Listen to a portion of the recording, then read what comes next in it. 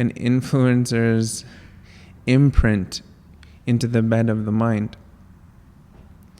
And then what bubbles up from that imprint is information based upon the influence. So we associate this concept of right and wrong based upon what we see within our environment.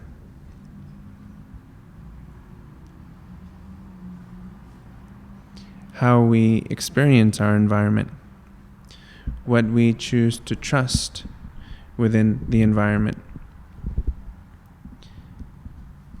So if we keep following this progression of our conversation, we begin to see that there is actually quite a bit of weight that's being put onto your ability to choose, which for some is challenging, especially if you've been making decisions the whole day and you're coming to the practice of meditation just to simply calm and relax the active, intelligent piece that would be doing all of the decision making. So the approach to meditation is to see your choices as being developed over a period of time. So what I mean by that is, for your entire life, the complete event of your life, you are wishing to achieve a single goal. And if you just sit and close your eyes or keep them open, but begin to remember back to the first time you wished that something would come to fruition for you. And for some of you, you'll be able to remember exactly what it is. For others of you, it'll just be a reminiscing. And if you could, as I'm talking, just follow that into as many moments as you can as to when you wished something would come true. And as you are going inwards within your introspection, can you bring forth whether or not the sensation is consistent? So every time you wish something to come to fruition, is the sensation leading up to that request similar? The action of bringing something to fruition, is the sensation similar? Now, what I'm developing with this conversation is insight into the nature of what we wish to come true. And ultimately, if you start to look at it closely, really there's only one thing that you wish to come to fruition. And you can just simply narrow that down, distill it to a single drop. And if we can manage to distill that achievement to a single drop, it starts to equate to everything that we can achieve or wish to achieve within our life. So what meditation does is it begins to develop the subtlety of your perception. So of how you see, of how you feel, and how you experience the want or the need within your life. So as we begin to soften into a meditation practice, what is actually filling the mind as content is seen as all one in the same, wishing to be dissolved. Because if there's any truth to this single point of focus that an individual cultivates from the very beginning when they first made the choice, I wish this to come to fruition, then everything which is not that subtlety becomes a distraction. It's the chasing. And the mind is filled with that. The mind is filled with choices. We attempt to discern which is correct and which is incorrect, which then leads us into a process of continuation after continuation after continuation of request, but also of seeking. So what meditation is providing is an opportunity to no longer seek. Instead of this seeking mentality, we can rest into the fact that we've already found it. It's already been found. That this something which we wish to come to fruition is already existing within the individual, inside, without looking outside. And this is a concept that has been well spoken about for the past 10 years. But then how does that work? So if we can come to this place where we dissolve all that activity of the mind and simply begin to bring rise to that which already is, what manifests within the maturity is an ability to reflect. So now life becomes this reflection of experience. So that which you have already achieved is now going to be experienced in the outer environment as much as it's being experienced on the inner environment. Now this is not superimposing or positive thinking or visualization. This is actualization. So you're actualizing the experience. It already exists inside of you on the most subtle of level. And in that attainment of understanding, there's a level of contentment. You become very satisfied with what you are experiencing at this moment in time. And this is what meditation cultivates. You sit, you close your eyes, there's activity, busyness. Not only busyness within the mind, but discomfort within the body. And then we learn just to sit and find comfort within discomfort. And as we move through the oscillations between comfort and discomfort, over time, discomfort dissipates, comfort then finds a strong grounding within the body and within the mind, and then we get to see what has been existing just beneath all of that activity.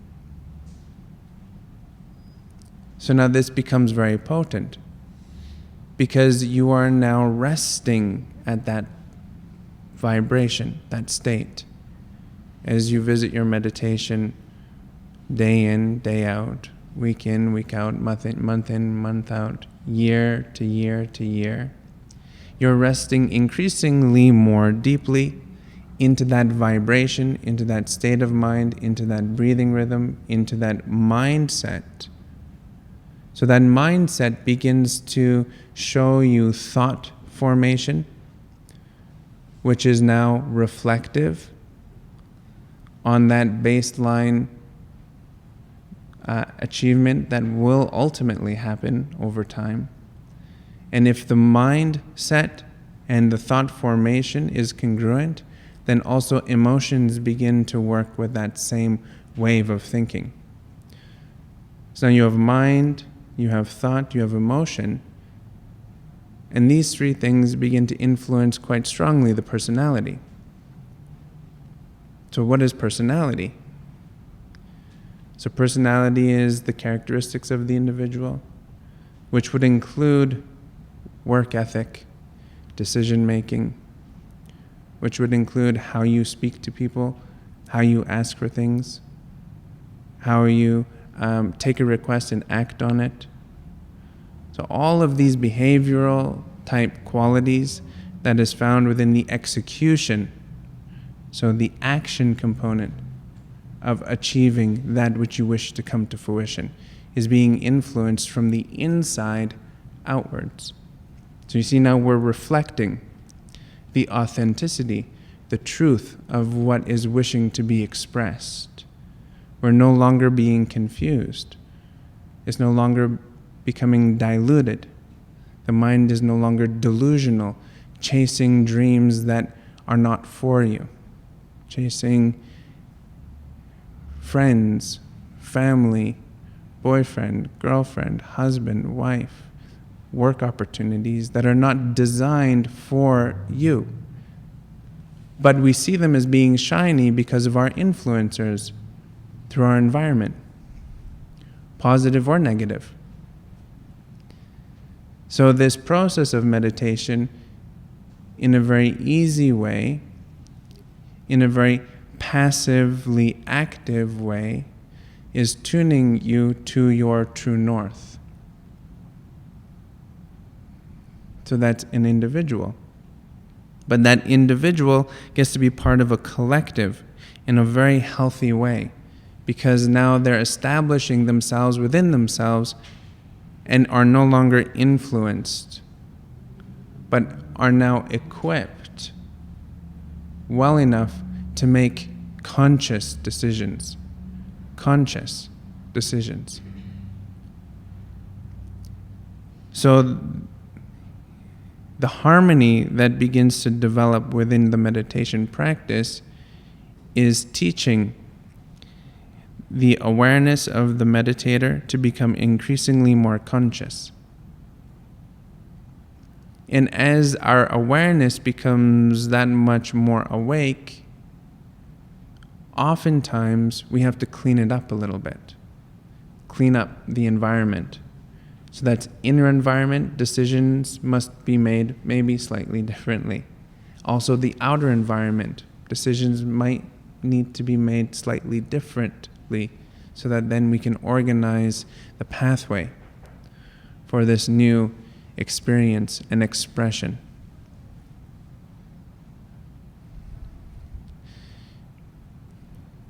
So that was an answer to a question. And the question would be, why is my mind so busy when I close my eyes? And I want to start with that question because it's such a common one. Everyone has the best of intentions and they see with their mind's eye the epitome, the perfection of meditation, but when they close their eyes, they get the opposite. And that is completely normal and okay.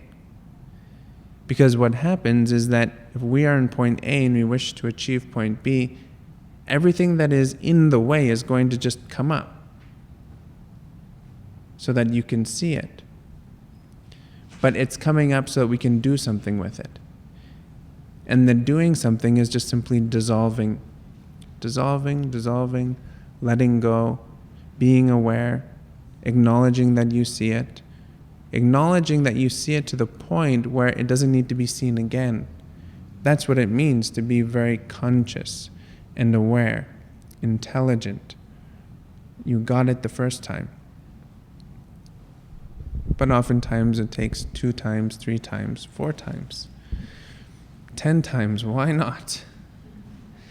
And it's okay. And that's the beauty of what I was saying about meditation, is that it is so gentle and so sweet with the individual who is engaging in the technique. Because no matter what the image is that the mind is showing you, it is still quite pleasurable. So it does not matter what your thought is doing. The chemistry, the biology of the body is still receiving that which is incredibly good for it. Stress is going down, cortisol is going down, parasympathetic nervous system is working. Sympathetic nervous system is getting an opportunity just to relax. So these are all happening without you having this quote-unquote still quality of mind or a spiritual experience. But those experiences come through habit. The more you take an inhale and an exhale consciously, the greater opportunity you have to become very close friends with the subtleties that exist within that inhale-exhale breath.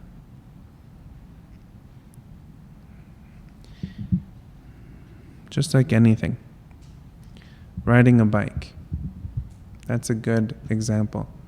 Because you learn to ride a bike, if you can remember what that felt like, what you did to ride the bike, maybe mom, dad, grandma, grandpa, uncle, somebody taught you how, and you were concentrating so diligently on it. But then once you got it and you practiced for a while, no hands, doing tricks, off jumps, and you don't really ever forget.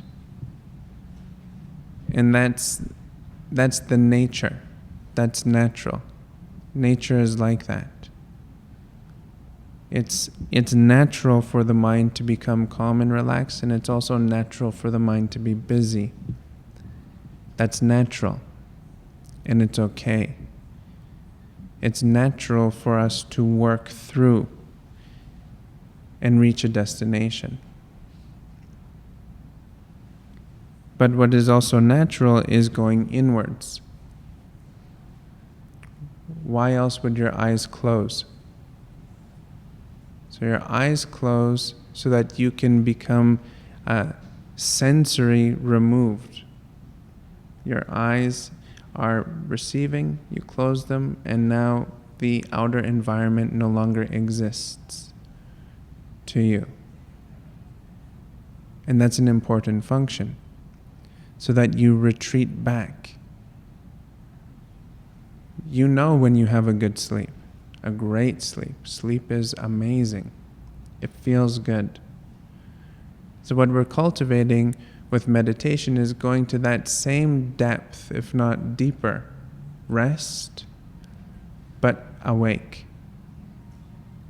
So our awareness is developing. We are becoming increasingly more awake at that level of rest. And the more we exercise the habit, the longer we stay. So now your eyes are open and you're walking around at that same level of rest. But rest and relaxation are very closely connected. What is relaxation? But poised and ready. The individual is poised and ready physically, mentally, which means emotionally, and then also spiritually if you look at it that way. Poised and ready. But what we're dipping into is this event-like experience from point A to B, the ultimate reason why you're here. You're resting into that and learning how to open your eyes and maintain that frequency, the steadiness.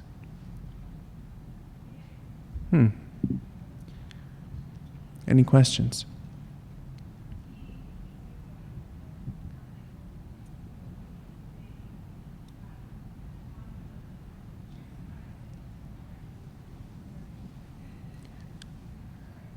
I would like to practice that now.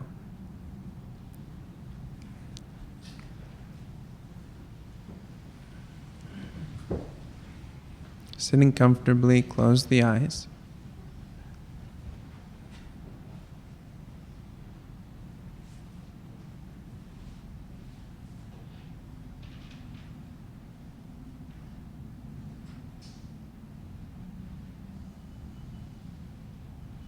And we have 4 stages within this meditation.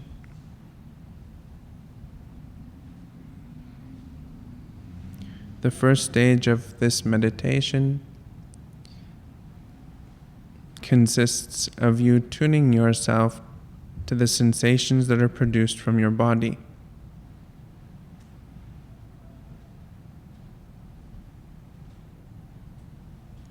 The entry point into the body is the avenue of comfort.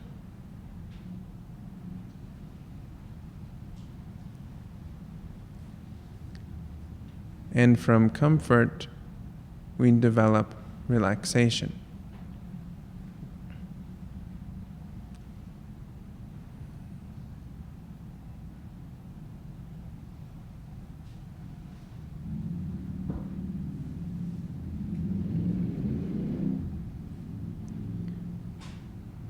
Our meditation starts with the body, which means this aware component that you see with your mind's eye, which maybe you refer to as your mind,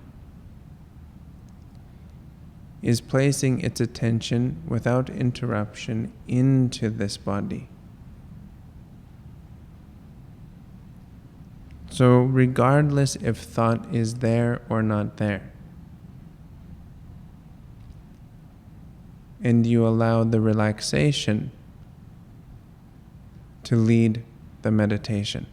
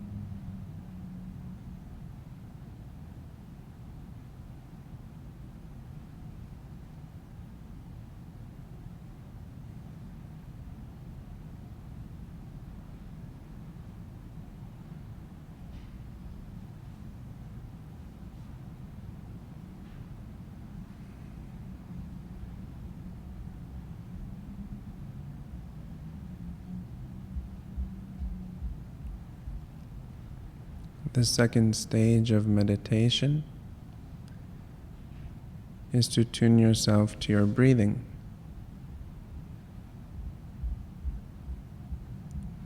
And through your breathing, you cultivate attention. And that attention over time can be consciously directed anywhere.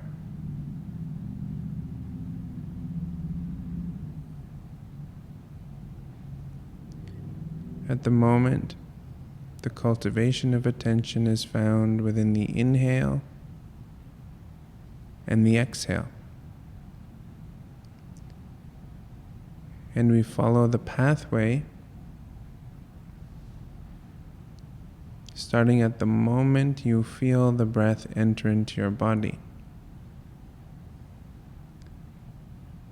and continue it to the point that you feel it energetically reaching through to the edges of your body.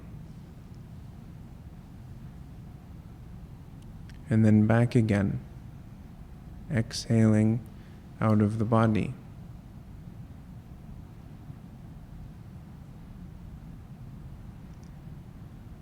We become familiar watching the pathway that the breath takes, and also the sensation that the breath produces.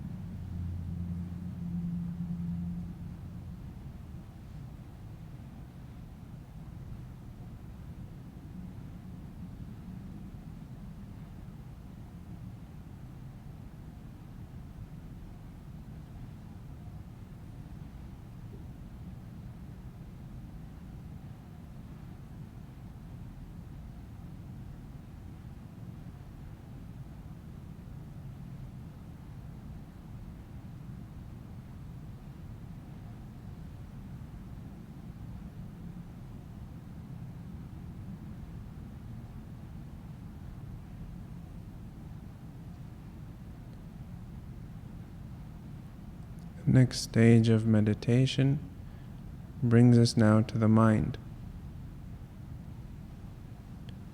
And we want to see the mind from the perspective of the blueprint of the body, meaning that the mind is not some mysterious place inside your head, but the mind is felt with your entire body,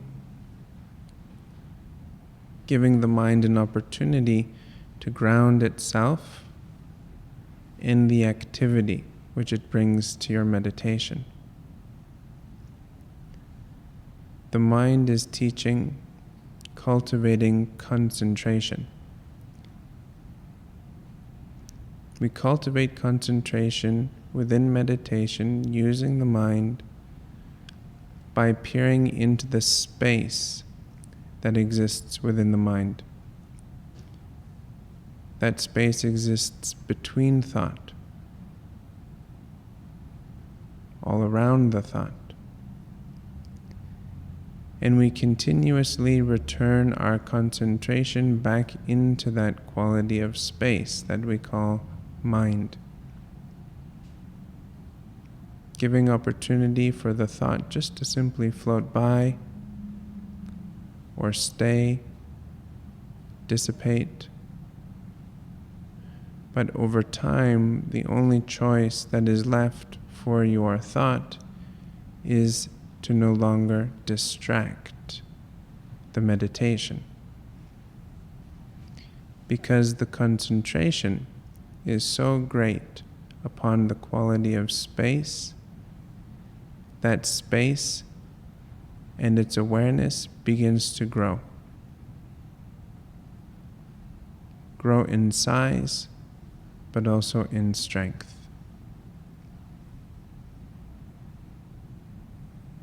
This concentration is soft and strong simultaneously. We are not forcing, we are simply engaging the concentration through our gaze.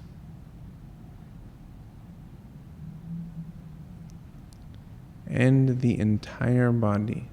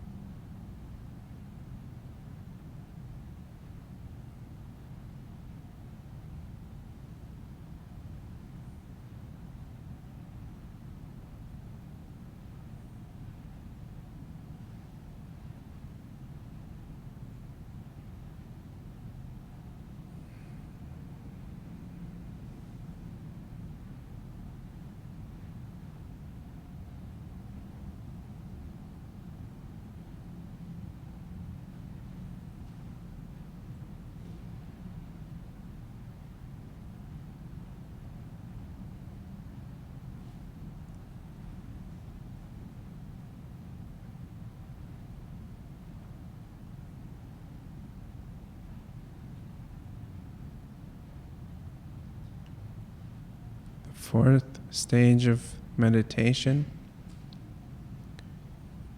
is found within the space of the mind, but within the subtle, most subtle, increasing levels of subtlety within that space, which is considered dynamic stillness, which is also known as the quantum field.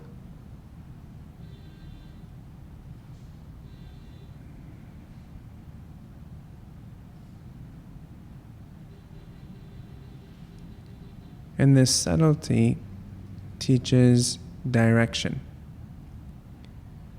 Within that most subtle vibration of dynamic stillness exists that true north. The one focal point for the practitioner of meditation.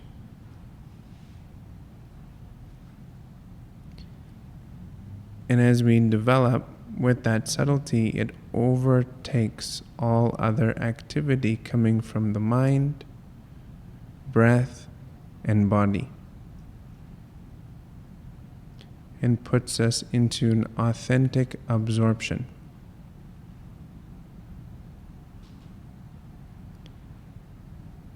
This absorption is a very deep and high state of meditation practice.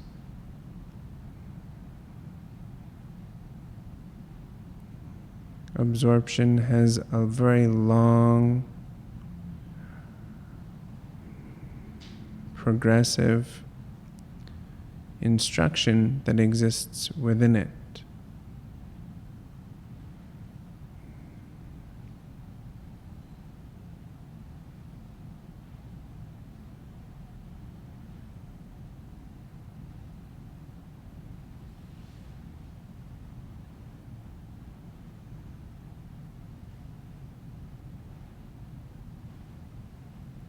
The dynamic stillness is the direction for the meditation.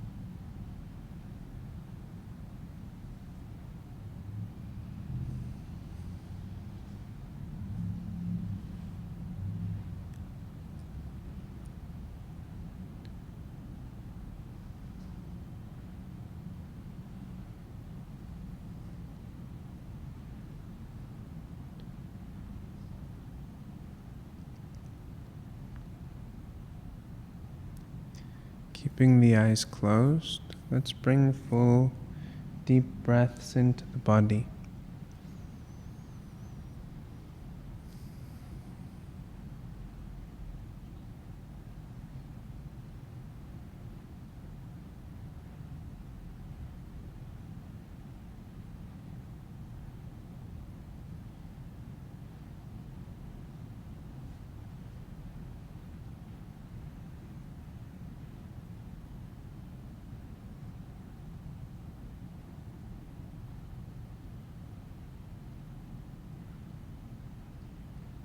Bring your gaze into the space just there in front of you. And see if you can feel this unified state. So a unified field is what we're looking at, what we're feeling. An aspect of this very natural governance, which exists everywhere and within everything. That is what you're interacting with at this moment in time. With your gaze, with all of your senses. Maintain the quality of space so that it is uninterrupted, meaning that you are maintaining, you are holding this space so that thought is not influencing. And we do that by body posture, rhythm of breathing, and gaze of the mind.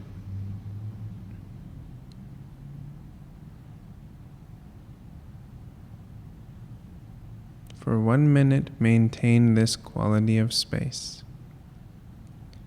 Starting now.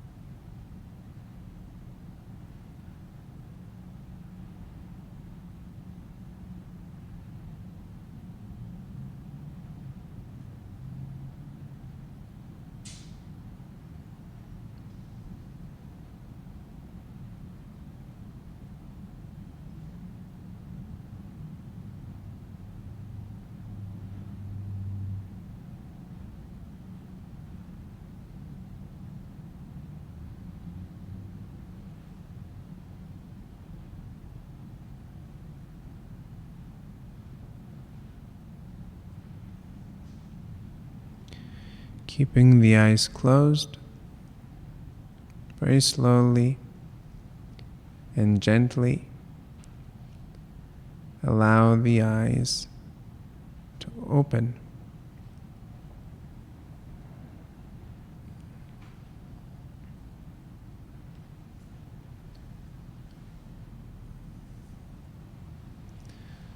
So now a meditation practice can be very simply broken down into relaxation, attention, concentration, and direction.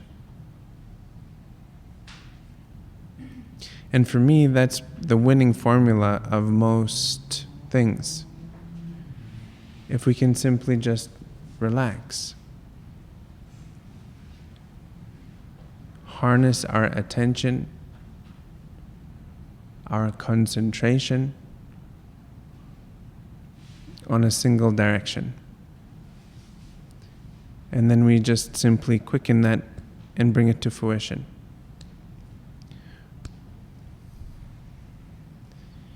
It's worthwhile looking into yourself and seeing whether or not the aspects that you truly wish to come to fruition has. And I feel for myself, most that I truly wish to come to fruition has come to fruition. But what I notice is that it's kind of like a stepping stone effect. So I'm moving along to achieve that which I see within my mind's eye as being important. And then all of a sudden I come across a vertical. So this is now steep learning curve, incline, hard on the legs sometimes, back's a little bit sore, you're working. And then you plateau, almost like nothing is happening. Maybe you lost it. Maybe it's not going to work. Maybe it's not, we're not going to achieve it. And then all of a sudden the vertical, that learning curve stimulates the fact that, oh, I am actually on the right course. I am doing it. This is what it feels like to work towards something. And then inevitably you reach that pinnacle experience. You achieve it.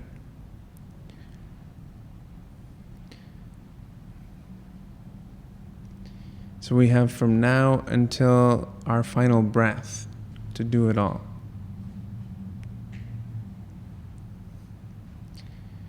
And if it doesn't happen, just maybe the day before your final breath, call me and I will buy you a tea.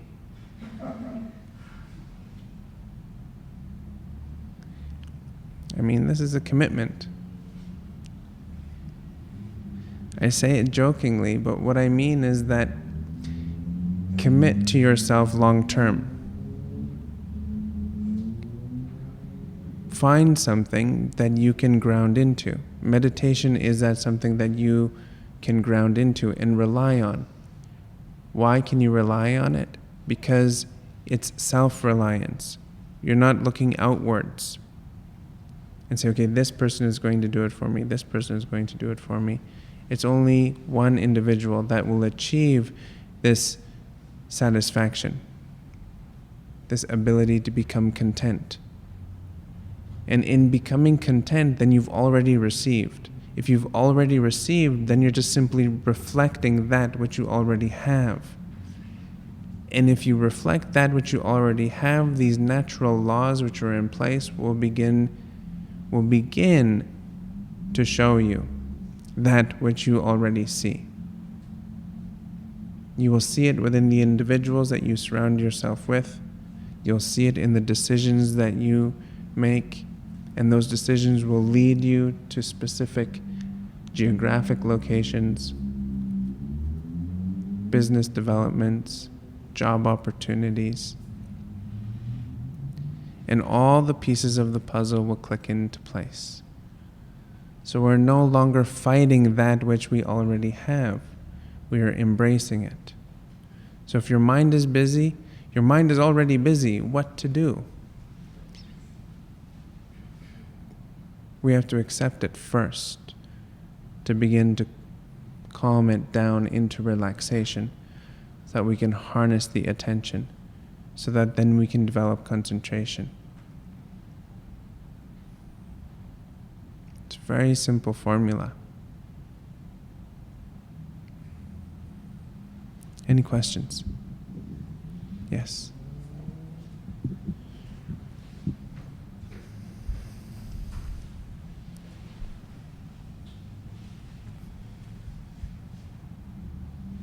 In the dynamic stillness, you often talk in our meditations about a really far-reaching direction that you're going, and you're really focused far away.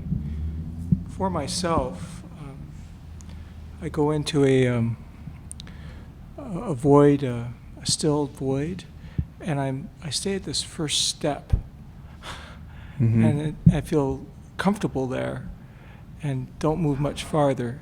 Is that something okay to do, or? Yeah. It's completely okay.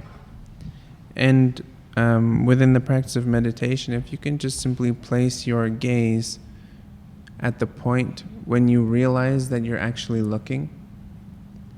So when is that point? When does that point arise? We want to determine that. So with eyes closed, if you feel comfortable, when is the moment that you see yourself looking? And when you become aware of the fact that you're looking, then just beyond that awareness point is where you want to place your gaze. And you peer into it. And it has an intelligence built in. So when I do that, it appears to just be this vibrancy. Mm-hmm. It's like this vibrancy happening. And there doesn't seem to be ideas coming to me. I'm maybe not that smart. But there's no, it's the realm of no thinking. There's nothing that needs to happen. Okay. Mm-hmm. Unless there's something that has to happen, of course. Okay. Okay. Thank you. That's the beauty about it. Nothing needs to happen and everything's happening all at once. So each individual is different. There's no cookie cutter answer for anything. So someone could sit here for 15 years and just nothing happen. Another person could sit for 10 days and have the most amazing euphoria and everything in between. Mm-hmm. But what maintains its consistency is the fact that individuals have been sitting with eyes closed for a very, very long time, and that is consistent. And from that consistency, we break out into individual experiences, and then we come back to something that's consistent, that becomes this landmark, like relaxation, or attention, or concentration. But how we achieve those points is very, very much based upon the individual. Mm-hmm. Anything else?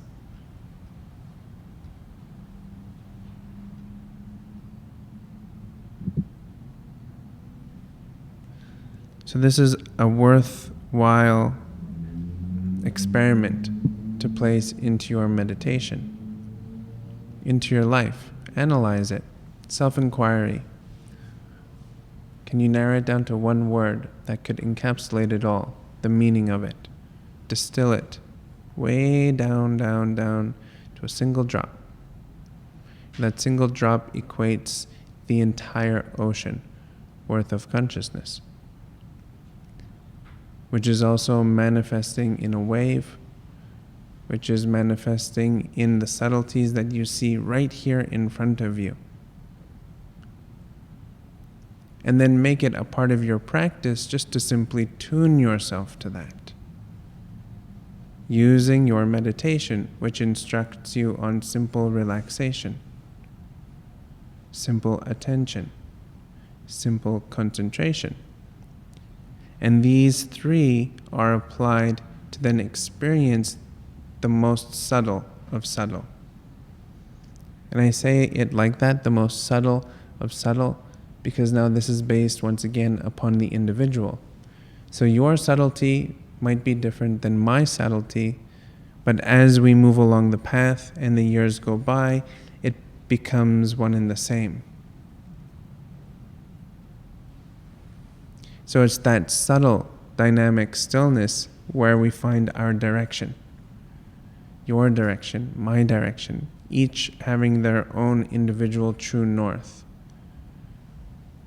But all these individual arrows pointing north are at the exact same north. Does this make sense? But your journey and what experiences you have is yours. And that's what makes this a self-reliant experience. Self-realization comes with that self-reliance. The realization of the why, the how, the who, the what, all of these great questions that we are continuously having inside. So it really becomes like a celebration. So an ongoing good time. And how this ongoing good time occurs, or how it is possible, is through simply being content with the fact that you have arrived. And that the rest of the world is catching up. And that's a very high-level thinking process, which then cultivates compassion. Cultivation of compassion can be done in many ways, but one of the direct ways is seeing other people and their reactions to their environment as not being so personally directed at you. So the development of a meditation which is consistent is actually strengthening. It's strengthening your ability to maintain an attitude, a thought formation, a breathing rhythm, a body posture, and ultimately a direction. That is completely unrelated on a level to anybody else around you, on the immediate. But now on the increasingly more subtle levels, it is completely applicable to you, because we are individuals, but we are also a collective. And this is that very high state that an individual gets into, where then we practice compassion. So it's okay. We are all learning. We are all developing. Which is a big, long conversation in and of itself. But I think that this is good for one night. Very good. Thank you very much, everyone. Namaste.